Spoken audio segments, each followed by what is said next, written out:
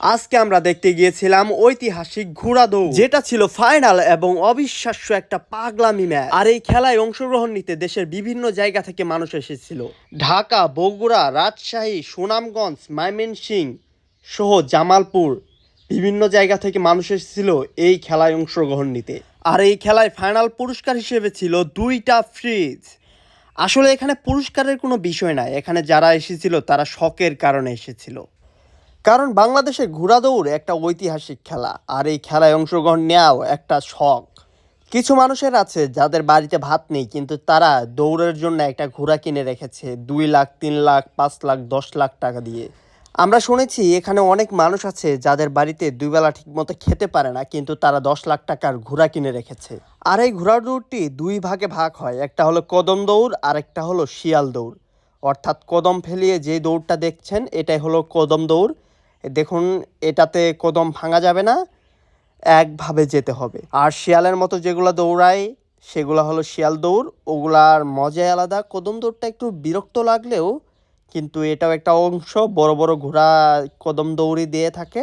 এই খেলায় কদম দৌড় এবং শিয়াল দৌড় এগুলার জন্য 40টি করে ঘোড়া অংশগ্রহণ করেছিল, যার কারণে পাঁচটি পাঁচটি করে কয়েকবার করে দেওয়া হয়েছে। আবার ফাইনাল ক্যান্ডিডেট বাছাই করার জন্য 10টি করেও দেওয়া হয়েছে। সুন্দর করে খেলাটা পরিবেশন হয়েছে। এই যে সাদা লোকটিকে দেখছেন যে ঘোড়া নিয়ে যাচ্ছে, তিনি কদম দৌড়ে ফাইনাল জিতেন। তিনি হলো নেত্রকোনা থেকে। তার কাছে আমরা শুনেছি সে 5টি ঘোড়া নিয়ে এই ফাইনাল খেলাটা খেলতে এসেছে। আর সে একজন ইঞ্জিনিয়ার হয়েও তার এটা একটা শখের কারণে এসেছে। আর এই খেলাটি উপভোগ করতে প্রায় 5,000 দর্শক চলে এসেছিল। যদিও সময় স্বল্পতার কারণে মানুষকে ওইভাবে জানানো হয়নি, তাও অনেক দর্শক এসেছিল। লোকটি শেষে মানুষকে আনন্দ দেওয়ার জন্য ঘোড়ার উপর দাঁড়িয়ে দৌড়টি দেয়, আর সেই দৌড়েও সে ফার্স্ট হয়ে যায়।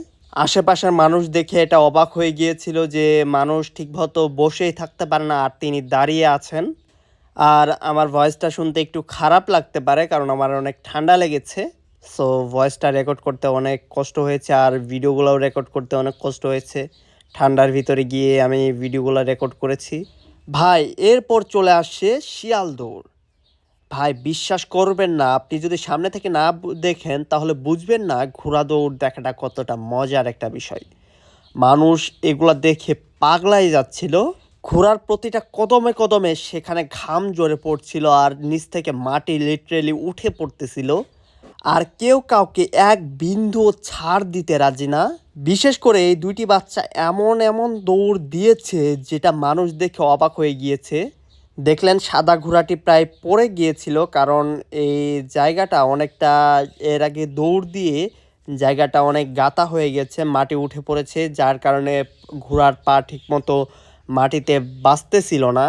আপনারা তো এরকমভাবে দেখলেন, দেখুন এবার একটু ভয়েস শুনে দেখুন এই দৌড়ের ভয়েসগুলো কীরকম হয়, মাটি কিভাবে কেঁপে কেঁপে উঠে।